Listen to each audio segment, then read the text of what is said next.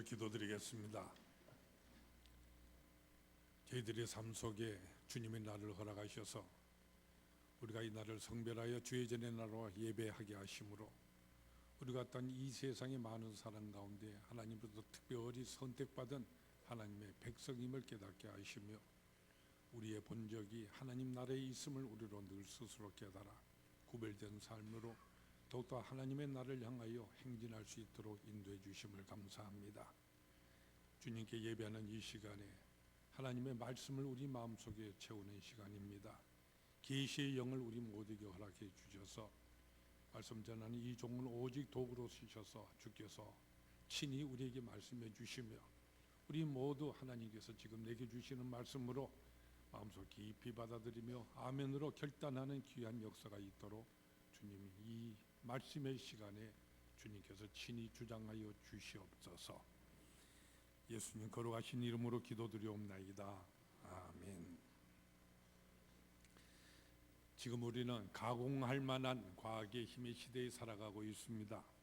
불과 10여 년 전만 해도 상상도 못했던 여러 가지 첨단 과학의 장비들이 한 달이 멀다고 우리를 놀라게 만드는 이와 같은 시대이지 않습니까?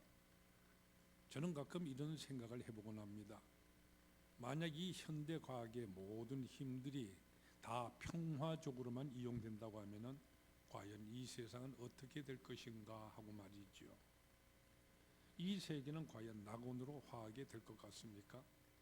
여러분은 이 점에 대해서 어떻게 생각을 하십니까? 물론 굉장히 편리해지는 것 같은 면은 분명히 있을 것입니다. 그러나 우리 인간들이 우리의 슬기와 자제함으로써 이 원자력이라고 하는 이 가공할 파괴력 이것을 억제하고 또 과학의 지혜를 총동원하여서 모든 것을 견설하는 이런 면에 쓰여진다고 해도 과연 이 과학의 힘이 우리 마음에 슬픔을 당하는 모든 사람의 마음을 위로해주고 또 불행한 사람을 변화시키는 이와 같은 힘도 과연 될 수가 있을 것입니까? 아니 그런 점 말고도 과연 오늘날 만연해 있는 이 모든 불신과 증오와 이 불안한 이 세계를 정말로 신뢰와 사랑과 평화의 세계로 바꿔줄 수 있을 것입니까? 과학의 힘이 아무리 막강하다 하지만은 이에 대한 대답은 언제나 부정적일 수밖에 없습니다. 과학의 힘으로는 도저히 그 같은 일들을 할 수가 없다는 것이지요. 사회학자는 오슬로라는 사람이 이렇게 말하였습니다. 불행한 사람을 행복하게 만들어주고 악인을 선인으로 변화시켜주고 잔인한 사람을 너그러운 사람으로 완고한 사람을 부드러운 사람으로 만들기 위해서는 이 과학의 힘보다도 더 강한 다른 종류의 힘이 필요하다. 만약 이 힘이 없다고 한다면은 인간은 과학으로 인한 파괴적인 이 힘에 굴복당하고 그 힘의 폭력 앞에 전율을 금할 수 없게 될 것이다. 그래서 오슬라는 사람이 이 과학의 힘보다도 더 강한 다른 종류의 힘이 우리 인간 사회에 절대적으로 필요함을 역설을 하였습니다. 그렇다면 여러분, 이 과학의 힘보다도 더 강한 힘, 원자력보다도 더 강한 힘, 오히려 차원을 달리하는 그런 힘, 그것이 과연 무엇이겠습니까? 무엇이 과연 우리 인간 존재를 변화시키고 불행한 사람을 행복하게 하고 악인을 선으로 변화시켜주고요, 잔인한 사람을 너그러운 사람으로서 완고한 사람을 부드러운 사람으로 바꿔주고 나만을 위하던 그 같은 이기적인 사람의 마음을 이웃과 사회를 위한 그런 마음으로 바꿔줄 수 있는 것입니까? 그런 힘이 과연 있기나 한 것입니까? 네, 있습니다. 여러분, 있습니다. 그것이 바로 예수 그리스도의 속죄의 능력인 것입니다. 우리 인간에게 주어진 최대의 힘은 바로 나사렛 예수께서 갈보리 십자가에서요 정말로 피와 땀과 눈물을 뿌림으로써 성취해 주신 바로 세상의 모든 죄들을 멸하시고 사망과 음부의 권세를 완전히 이기신 바로 이 힘인 것입니다. 이 힘은 실제하고 있습니다. 하나님이 세상을 이처럼 사랑하사 독생 성자를 이 세상에 주셨기 때문입니다. 또한 이 힘은 무한하여서 이 세상의 모든 사람을 다 충족시키기도 남을 만큼 무한히 공급될 수가 있습니다. 그러나 문제는 내가 어떻게 어떤 방법으로 그 힘을 공급받아서 소유할 수가 있는가 하는 바로 이 점인 것입니다. 제가 미국에 유학하고 있었을 때 당시 한번 제 부모님이 은퇴하신 다음에 미국을 방문하셨어요. 제가 부모님을 모시고 후보댐이라는 곳을 구경시켜 드린 적이 있습니다. 여러분이 잘 아시는 그랜드 캐니언, 그 협곡을 통해서 흘러나는 이 콜로라도 강을 막은 그 거대한 댐에, 거기는 정말이지 엄청난 물들이 저장되어 있었습니다. 근데 그 댐의 계곡 바로 너머에는 나무 한 그루 자라지 아니하는 사막입니다. 물이 없기 때문인 것이죠. 그 댐에는 넘치도록 물이 가득 차 있는데도 불구하고 바로 너머에는 물이 없어서 나무 한 그루가 없습니다. 근데 조금 가다가 보니까 그 사막 한가운데에 아주 나무가 울창하게 우거지고요, 파란 잔디밭이 아주 아름답게 넓게 펼쳐진 이와 같은 곳이 있었습니다. 어찌된 일인가 하고 거기 일부러 가보았더니 다른 게 아니에요. 바로 파이프를 통하여서 이 후보 때문에 물이 거기에 콸콸 쏟아져 나오고 있었던 것입니다. 사실 파이프만 연결되어 있다고 한다면 이 세상의 모든 사막들이 다 푸른 들이 될 수 있는 것이지 않겠습니까? 여러분, 바로 이 파이프가 기도라고 하는 것입니다. 예수 그리스도께서 이렇게 주신 이 힘은 실제하고 있습니다. 또 이 힘 무한하여서요, 이 세상 모든 사람들을 충족시키도 남을 만큼 무한히 공급될 수가 있습니다. 어떤 사람도, 어디 있는 사람도 다 그가 남자이든지 간에 여자이든지 또는 어린아이든지 노인이든지 누구든지 간에 단지 이 기도라고 하는 파이프만 거기에 연결되어 있기만 한다면 무한하게도 이 힘이 공급되어지는 것입니다. 그렇기 때문에 믿음 생활, 이 신앙 생활이 무엇이냐고 묻는다고 한다면 한마디로 기도하는 생활이다, 이렇게 우리는 대답하게 되는 것입니다. 기도란 우리의 신앙 생활에 있어서요 가장 중요한 요소인 것입니다. 오직 기도로서 그 무한한 힘, 이 힘을 우리가 공급받을 수가 있는 것이기 때문입니다. 그렇기 때문에 기도하지 않는다고 한다면 그 사람은 아무리 교회에 들락난다 할지라도요, 그 사람은 신앙생활을 하고 있지 않은 것이고요. 또 한편으로 만약 이 기도하는 생활이 잘못되어 있다고 한다면 그것은 그 사람의 신앙생활 모든 것이 다 잘못되어 있다, 이렇게 말해도 틀린 말이 아닌 것입니다. 그런데 이 신앙생활에서 가장 중요한 것이 바로 이 기도이기 때문에 바로 여기에 또한 가장 큰 문제점이 있게 되는 것입니다. 무슨 말인가 하면은 기도라고 해서 넓은 의미에서 보았을 때 우리 기독교만이 가지고 있는 이 같은 형태가 아니기 때문입니다. 여러분 잘 아시는 무당 종교만 보세요. 거기 촛불을 켜놓고 정화수를 떠놓고 비는 이 같은 기도가 있지 않습니까? 또는 명상이라든지 고행이라든지 찬송과 같은 이름으로서요 모든 종교마다 기도하는 이 형태를 다 가지고 있습니다. 따라서 기도라고 하는 것은 어느 종교나 다 있는 이런 것이기 때문에 자칫하면 우리가 드리는 이 기도가요 이방 종교화되기가 쉽고 타락하기가 쉬우며 또한 변질되기가 쉬운 것입니다. 제가 젊어서 군에 복무하고 있었을 때 한 번은 북한산을 순찰하는 가운데 재밌는 장면을 본 적이 있습니다. 거기 북한산 골짜기마다 조그만 동물들이 있었고요, 그렇기 때문에 각종 종교를 믿는 모든 사람들이 기도 처소로서 그것을 이용하고 있었습니다.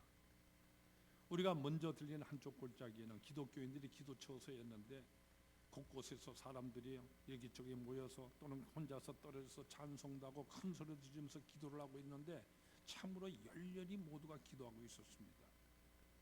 근데 그 골짜기를 돌아서 저쪽 골짜기로 가보니까 거기는 나무마다에 알록달록한 이 같은 천들이 걸려있고 그 나무 밑에는 떡이랑 과일들 차려놓고요 거기에 사람들이 열심히 기도하며 빌고 있었습니다. 그래서 저 사람들은 무엇을 구하나고 가까이 가서 들어보았더니 여러분 보세요, 예수 이름으로 기도합니다 하는 이 말만 없었을 뿐이죠. 바로 저쪽 기도원 골짜기에서 본 것과 거의 비슷한 내용들, 그런 모습입니다. 구하는 내용들도 비슷하고요 기도하는 그 모양도 비슷하였습니다. 같이 순찰하던 동료가 이렇게 말하더구만요. 야, 이거 뭐 똑같잖아. 여러분, 바로 여기에 문제가 있는 것입니다. 하나님 하고 이렇게 부르며 시작을 했지만은 이방 종교를 믿는 모든 사람들, 자기들 신께 비는 그 같은 내용과 그런 태도로서 우리가 하나님 앞에 기도한다고 한다면은 결국은 우리가 하나님을 우상화하는 이와 같은 결과가 되어버리고 말기 때문인 것입니다. 따라서 예수님께서는 이방인과 같이 그렇게 기도하지 말아라 이렇게 말씀을 하십니다. 우리는 기도할 때에 성경에서 가르쳐 주신 그대로 기도하도록 우리는 늘 힘써야 하는 것입니다.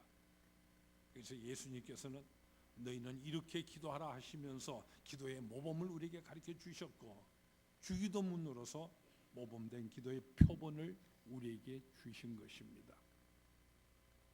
오늘 같이 계신 본문의 말씀은 바로 예수님께서 기도에 대해서 우리에게 가르쳐 주신 말씀입니다. 주님께서는 기도에 대해서 우리에게 이렇게 말씀하시죠. 너는 기도할 때 내 골방에 들어가서 문을 닫고 은밀한 중에 계신 내 아버지께 기도하라. 은밀한 중에 보시는 내 아버지께서 갚으시리라. 또 기도할 때에 이방인과 같이 중언부언하지 말라. 그들은 말을 많이 하여 들으실 줄 생각하느니라. 그러므로 그들을 본받지 말라. 구하기 전에 너에게 있어야 할 것을 하나님 너희 아버지께서 아시느니라. 여러분, 주님께서 기도에 대해서는 이 말씀을 곰곰이 한번 다시 생각해 보세요. 이 말씀은 무슨 뜻인 것입니까? 이 말씀에 대해서 많은 오해들이 있어 왔습니다. 어떤 분들이 이 말씀을 근거로 해서요, 대표 기도라든지 공중 기도하는 이런 것이 필요 없다고 이렇게 얘기하기도 합니다. 오늘 본문에 본 대로 예수님께서 은밀히 골방에 들어가서 기도하라 하시지 않냐는 것이죠. 그러나 이와 같은 해석은 어리석은 것입니다. 왜냐하면요, 제자들과 예수님께서 제자들과 함께 모두가 공적으로 기도를 하셨기 때문입니다. 또 어떤 분은 말하기를 저는 기도하는 그런 모임에는 나가지를 않습니다. 저는 혼자서 은밀히 기도를 합니다. 이렇게 말하기도 합니다. 그런데 여러분, 이것도 또한 어리석은 생각입니다. 성경에 보면 예수님께서도 또한 초대교회 모든 크리스찬들이 분명히 다른 사람들과 함께 모여서 기도를 했기 때문입니다. 또한 성경은 두세 사람이 함께 모여서 합심하여서 기도하라 이렇게 우리에게 말씀하고 있습니다. 오늘 보면서 우리 주님께서는 기도에 대해서 구체적으로 우리에게 가르쳐주고 계시는데, 우리는 이 본문 말씀을 통하여서 참된 기도를 위한 세 가지 가장 중요한 요소를 우리는 발견할 수가 있습니다. 그 첫 번째가 무엇인가? 바로 내 골방에 들어가 문을 닫고 기도하라는 바로 이 말씀입니다. 내 골방에 들어가라, 이 말씀이 무슨 뜻이라고 여러분 생각하십니까? 기도는 어떤 특별한 장소가 있어야 되는 이 같은 뜻의 말씀이겠습니까? 여기서 우리가 주의 깊게 보아야 하는 것은 남의 골방이 아니라 내 골방이라고 예수님께서 말씀하시는 것입니다. 나의 골방, 이것이 가장 중요한 것입니다. 어떤 사람은 기도하기 위해서는요, 특별한 장소가 있어야 한다 이렇게 생각하는 사람들이 있습니다. 어떤 사람은 산에 가야 기도해야 된다고 하고, 어떤 사람은 기도원에 가서 기도가 되는 줄 이렇게 생각하는데, 여러분, 이것이 다 이교도적인 것입니다. 풍수적인 나쁜 고정관념인 것입니다. 여러분, 성경을 보세요.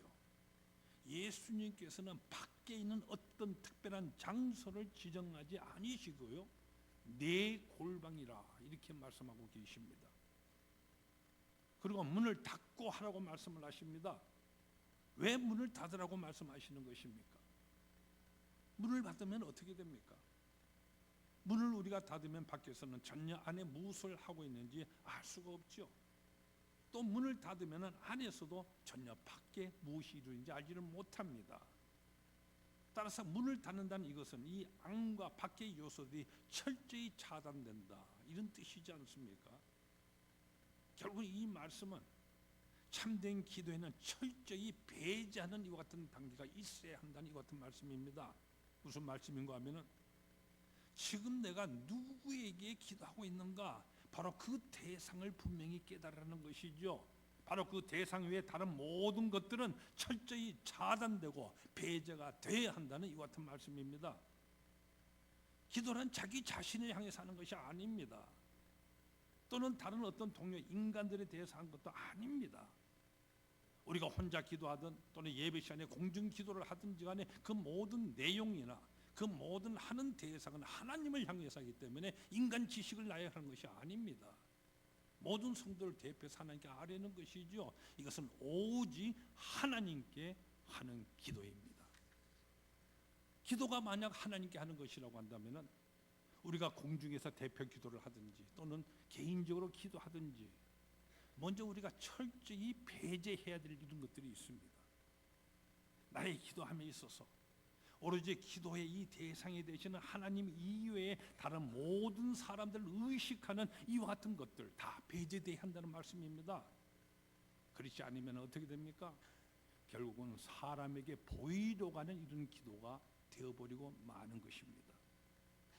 하나님께 드리는 기도인데도 때로는 듣는 사람들의 귀에 신경을 쓰게 되어지면은요, 뭐 은혜로운 기도였다든지 기도를 잘한다 이런 소리를 듣고자 미사 오구들 다 나라게 되어지고 여러 가지 지식적인 내용들을 전박 계속 늘어놓게 되어지고 또는 저 사람 기도를 열심히 한다는 이 소리를 듣고 싶어서요.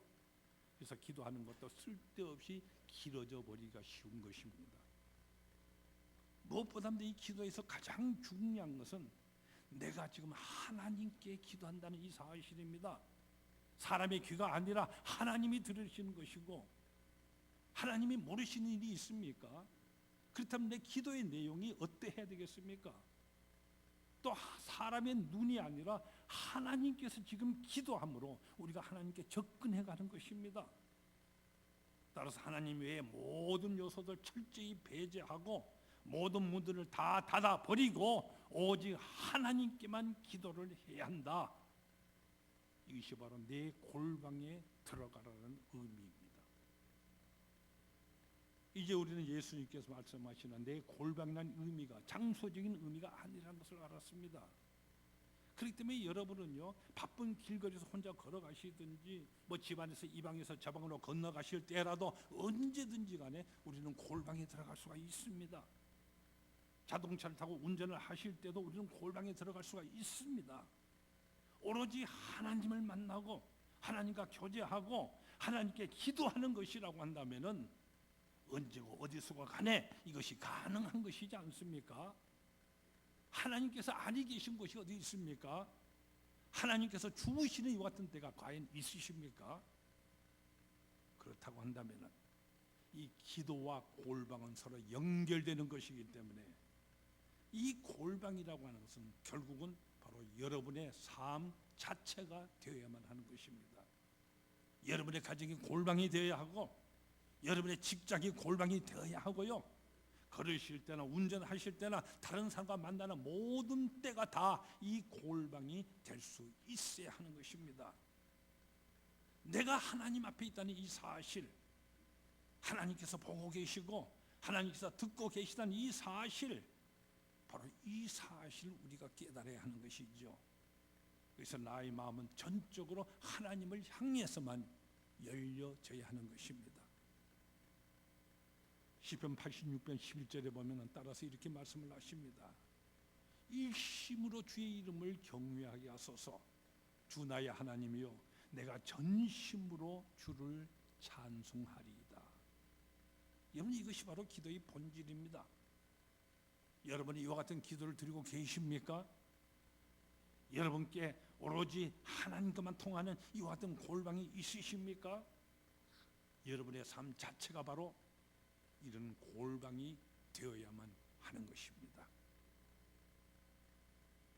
다음으로 참된 기도 두 번째 단계는 바로 인식의 단계입니다. 배제한 후에 인식이 있어야 하는 것입니다. 무엇을 우리가 인식해야 하는 것입니까? 그것은 바로 나의 기도를 들으시는 하나님이 누구시라는 이 사실, 이것을 바르게 인식해야만 한다는 말씀입니다. 하나님은 누구십니까? 하나님은 어떤 분이십니까? 이 우주 모든 만물을 창조하시고요, 모든 인류의 역사를 주장하시고 우리 한 사람 한 사람의 머리털 하나까지도 다 헤아리시는 전지전능하시고 무소부지하시는 만왕의 왕 여호와 하나님이시지 않습니까? 그러므로 우리는 기도할 때 먼저 우리 스스로 이렇게 다짐을 하여야만 합니다. 나는 지금 전능하고 절대자이시며 영혼이 높고 크시며 빛이시며 거기는 어둠이 조금 더 없으신 하나님, 거룩하시고 절대자신 하나님을 뵙는 그 아련실에 내가 지금 들어가는 것이다. 내가 지금 하고 있는 것은 바로 이와 같은 것이다. 여러분이 만약 이조 시대에 태어나서 임금님을 만약 배알하게 된다고 할 때 여러분은 어떻게 하시겠습니까? 그때 여러분의 태도는 어떠할 것이고요, 말씨는 어떠할 것입니까? 뭐 임금님은 고사고서라도요, 지금 우리가 내 손으로 뽑은 이 대통령을 우리가 만나는 데 있어서 그것이 어디 쉽게 되는 그런 일입니까? 여러분, 내가 청와대 한번 들어가고 싶다고 해서 그대로 여러분 들어가실 수가 있으십니까? 또 만약 허락이 되었다고 한다면 여러분은 어떻게 준비를 갖추고 어떤 모양으로 어떻게 거기에 들어가시겠습니까? 근데 지금 우리는 기도로서 하나님을 만나는 것입니다. 그렇다고 한다면 이 기도라고 하는 것은 영원 큰 특권이지 않겠습니까? 누구도 함부로 만날 수 없는 바로 그분을 내가 지금 만나는 것입니다. 그렇다면 나의 태도는 어떠해야 하겠습니까? 나의 말씨, 기도의 내용은 어떤 것이어야 하겠습니까? 근데 여기 한 가지 더 중요한 사실을 우리는 인식해야만 합니다. 그것은 바로 우리 기도를 들으시는 그분이 바로 우리의 아버지가 되신다는 사실을 인식해야 됩니다. 예수님께서 뭐라고 그러십니까? 내 아버지께 기도하라. 내 아버지께서 갚으시리라 말씀을 하십니다. 아주 오래전 일입니다만 제가 고등학교 학생 시절에 신문에 크게 보도된 사진 한 장의 그 사진 내용을 기억하고 있습니다. 그것은 바로 미국 대통령의 집무실인 미국 백악관의 오발 오피스입니다. 오발 오피스면 잘 아시죠? 거기는 국무장관이라든지 국방장관 같은 중요한 강요들이 대통령과 함께 모여서 중요한 국사를 의논하는 것입니다. 국가의 특급 기밀들이 논의되는 곳이기 때문에 그 어떤 사람이 할지라도 거기에 함부로 출입할 수가 없습니다. 근데 거기에 한 불청객이 불쑥 나타납니다. 그러다 첩첩이 경호원들이 둘러싸고 한 가운데 아무런 제지도 받지 않고서 말이죠, 바로 케네디 대통령의 집무실에 그의 꼬마 아들인 존이 거기에 나타난 것이죠. 이 꼬마 녀석은 그것이 어떤 곳인지 아랑곳하지 않고요, 아무 때관에 당당하게 그것을 드나듭니다. 남들은 함부로 들어올 수 없는 곳에, 또 어쩌다 들어온다 할지라도 부동자세로 있는 곳에 허락도 예고도 없이 들어와서는요, 이 대통령의 바지를 잡아당기고 등에 기어 올라가고 아주 많이 좀 마음 편하게 놉니다. 아버지니까요. 기도는 바로 이와 같은 것입니다. 남들은 두려워서 감히 근접도 못하는 그분께 나는 아들이므로 나는 딸이므로 아주 사랑받는 자녀이기 때문에 어느 때고 간에 그곳에 우리는 들어갈 수 있습니다. 내 마음껏 알릴 수가 있습니다. 이것이 바로 우리 크리스찬에게 주어진 기도의 특권인 것입니다. 여러분이 이 사실을 분명히 인식하고 계십니까? 이것은 아버지와 아들의 관계입니다. 너희가 구하기 전에 너희에게 있어야 할 것을 하나님 너희 아버지께서 아시느니라. 여러분이 이것을 분명히 깨달을 수 있다면은 이 전능하신 하나님이 주 예수 그리스도를 통하여서요 우리의 아버지 되심을 깨닫기만 한다면은, 우리가 과연 그분의 자녀요, 우리가 기도할 때마다 어린아이가 자기 아빠에게 가는 것과 같음을 우리가 깨닫기만 한다면은 우리가 기도 못할 이유가 과연 어디에 있는 것입니까? 24시간 어느 동안에 우리가 아버지께로 그의 전전으로 나가지 못할 이유 과연 어디에 있는 것이겠습니까? 여러분, 기도가 어렵다고 혹 생각하시는 분이 계십니까? 기도할 시간을 가지기가 어렵다고 느껴지는 이 같은 분들이 계십니까? 문제는 이것입니다. 하나님이 누구시며 어떤 분이시며 하나님에 대한 우리의 관계가 어떤 것인지를 아주 완전히 인식하지 못하기 때문입니다. 이것만 인식하면은 기도란 내가 하나님의 존재에 드나들인 특권임을 깨닫게 됩니다.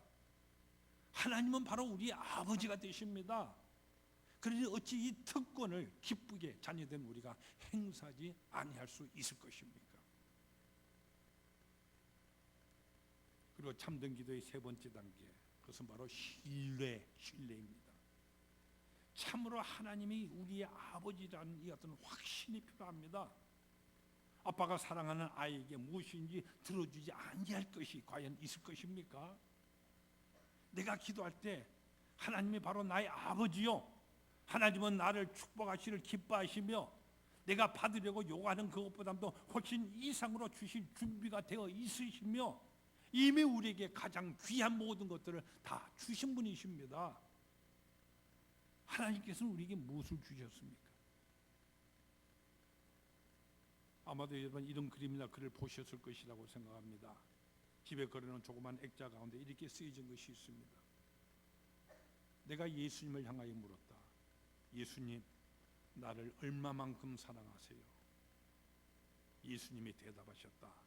이만큼이나. 그리고 두 손을 크게 벌리시고는 십자가에서 나를 위하여 돌아가셨다. 자기 자신의 생명을 주는 것보다 더 큰 선물이 어디 있겠습니까? 하나님은 예수 그리스도를 통하여서 십자가에 매달리시면서 바로 나에게 영생이라는 이 구원의 선물을 주셨습니다.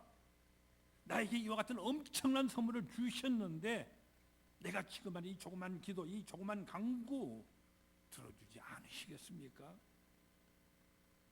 가령 한번 이렇게 생각해 보세요. 제가 잘 아는 어떤 분의 집에 한번 놀러 갔더니 거기에 비디오와 오디오 시스템이 아주 훌륭하게 갖춰 있었습니다. 뭐 앰프라든지 스피커라든지 최고급으로 말이죠. 그 가격이 모두 합해서요 한 3, 4억 정도 된다고 하셨는데 그분을 존경하는 어떤 분이 그분에게 선물한 것이었다고 이렇게 자랑을 하셨습니다. 근데 바로 여기서요, 그 어떤 분이 그분을 존경해서 그 훌륭한 최고급 시스템을 선물한 것이었다고 한다면은 이제 받은 그분이요, 이제 들어볼 수 있는 레코드판이 몇 개 없다고 하면서 몇 장을 달라고 요구하였었을 때 그것을 아깝다고 해서 그분에게 선물하지 않겠습니까? 수억 원짜리를 기쁜 마음으로 선물을 하였는데 불과 몇만 원 그것을 아끼겠습니까? 반드시 들어주는 것입니다. 근데 문제는 이것입니다. 요한일서 3장 21절과 22절 말씀 우리 다 같이 한번 찾아보기를 바랍니다. 신약성경 391페이지에 나오는 말씀입니다. 391페이지 요한일서 3장 21절과 22절 말씀입니다. 요한일서 3장 21절 22절 말씀 우리 다 같이 읽겠습니다. 사랑하는 자들아, 만일 우리 마음이 우리를 책망할 것이 없으면 하나님 앞에서 담대함을 얻고 무엇이든지 구하는 바를 그에게서 받나니 이는 우리가 그의 계명을 지키고 그 앞에서 기뻐하시는 것을 행함이라. 여러분 지금같이 읽으신 이 말씀이 우리가 구한 기도에 대해서 구하는 것에 대해서 무엇을 말해주고 있다고 여러분은 생각하십니까? 기도에 대해서 많은 간증문을 남기신 루벤 토레이 목사님이 이런 간증 하나를 그의 책에서 우리에게 소개하고 있습니다. 이 토레이 목사님이 처음 목회를 시작하실 때에 어떤 여자분이 그 교회에 나왔는데요, 등록을 하지 않겠다고 고집을 하더랍니다. 왜냐고 해서 그렇게 알아보았더니 대답하는 말이요, 성경에 있는 모든 약속들을 자기가 시험해 보았는데 그 약속들이 자기에 지켜지지 않았기 때문이라는 것입니다. 성경에 보면은 네가 기도할 때에 구하는 것은 무엇이든지 받은 줄 믿어라, 그리하면 네가 그것을 갖게 되리라, 이렇게 약속을 하셨는데요, 이 여자분이 어떤 일을 해서 매우 열심히 기도하며 간구를 했는데 그것을 받지 못했다는 것입니다. 그래서 토레이 목사님께서 지금 우리가 같이 읽은 요한일서 3장 21절 22절 말씀을 보여줬더니 이것을 읽고 그 여자분이 대뜸하는 말이요, 뭐냐면은 보세요, 여기도 무엇이니 구한 바를 거기서 받는다고 하지 않았습니까? 그러더라는 것입니다. 토레이 목사님께서 그 여자의 말에 일단 긍정을 한 다음에 다음의 말을 덧붙였습니다. 당신은 먼저 당신이 응답 받을 수 있는 사람 가운데 하나인가 그것부터 확인해 보셔야 됩니다. 당신은 성경이 얘기하고는 약속을 받을 만한 그 자격을 갖추고 계십니까? 성경 기도의 응답을 하나님께로부터 받을 수 있는 사람들이 어떤 사람인가 분명히 규정해 주셨습니다. 하나님께서 응답해 주시는 기도는 오늘 읽은 이 구절 말씀해 주시는 바와 같이 하나님의 계명을 지키고 하나님이 기쁘시게 하는 그 일들을 행하는 그와 같은 신자들의 기도입니다. 당신은 하나님의 계명을 지키고 있으십니까? 이 말 들은 그 여인이요, 자기 자신 하나님의 계명을 지키지 않고 있었음을 솔직하게 눈물로 고백하더랍니다. 그때부터 이 여인 다시 하나님 앞으로 진정으로 나오게 되었고요, 그 교회에서 가장 유익하고 활발한 그런 교인이 되었다고 이렇게 소개하고 있습니다. 여러분, 오늘 우리 성도들 가운데서도요, 바로 이 여인과 같은 입장에 있는 사람들이 너무나도 많은 것을 보게 됩니다. 이것은 아주 불행한 일인 것이죠. 누구든지 여인과 같은 입장에 그대로 머물고 계셔서는 아니 되는 것입니다. 여러분, 분명히 마음속에 새기시길 바랍니다. 결국 기도는 우리의 생활입니다. 기도는 나의 말에 달려있지 않습니다. 기도는 나의 기도하는 양에 거기에 달려있지도 않습니다. 내가 얼마나 기도에 적절한 용어를 사용하는지, 얼마나 중요한 내용을 담았는지, 또는 얼마나 오랫동안 기도했는지, 이런 것들도 다 2차적인 것입니다. 여러분, 제가 방금 드린 이 말에 오해가 없기를 바랍니다. 필요 없다는 그런 말이 아닙니다. 2차적이라는 말입니다.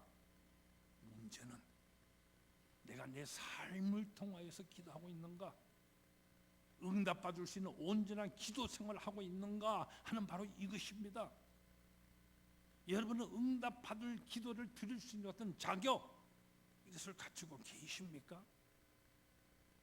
여러분은 하나님 말씀을 알고 하나님의 계명들을 지키려고 애쓰며 하나님을 기쁘시게 드리려고 노력하는 그 같은 사람들입니까? 성경에 보면 여러 곳에서요, 하나님이 가장 기뻐하시는 것은 바로 이른 양 하나를 여러분이 찾는 바로 그것이라고 말씀하고 있습니다. 여러분은 하나님께서 가장 기뻐하시는 이 일에 정말로 열심과 열정을 다해서 하나님을 기쁘시게 해드리고 있으십니까?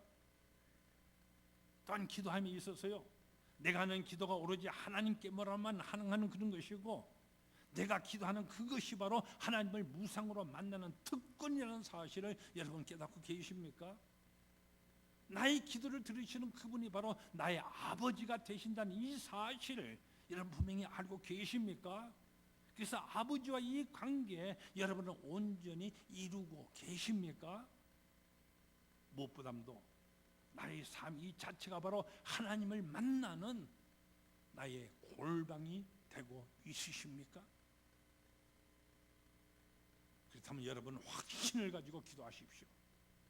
여러분이 기도하실 때마다 하나님을 만날 것이요, 여러분의 기도는 언제나 예수 그리스도를 통하여서 성경 안에서 온전히 이루어질 것입니다.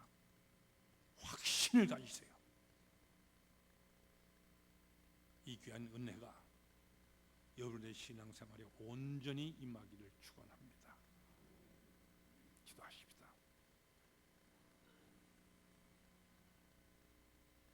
하나님께서 이물을 위하여 무한한 하나님의 능력과 힘과 그 축복의 역사를 이미 저장하고 우리에게 베풀고 계십니다.